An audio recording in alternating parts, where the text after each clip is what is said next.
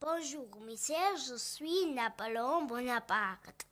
ეხლა მე თქვენ უნდა გესაუბროთ ვინ იყო ნაპოლეონი. ნაპოლეონი იყო ჭკვიანი, ნიჭიერი და უყვარდა წიგნების კითხვა. მას ჯანმრთელობაში აიყო კარგად. ჰქონდა თავის ტკივილები, ასევე ჰქონდა შაკიკი. მაგრამ პულსი ჰქონდა 40. ესაც ქვია ბრადიკარდია. მაგრამ მე არ ვიცოდი რომ არსებობდეს სპილოს ორდენი, მაგრამ ნაპოლეონს ჰქონია. მაგრამ ის კიდევ იყო შავი არწივის კავალერი და რკინის გვირგვინის კავალერი.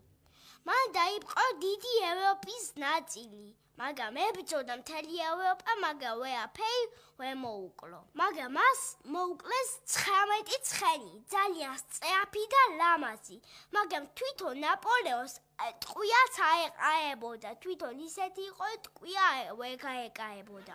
მაგრამ მე იყო ვატერლოუს ბრძოლა. ხო და მე იყო ხალხის ომი. მე იგი გადაასახლეს წმინდა ელენეს კუნძულზე.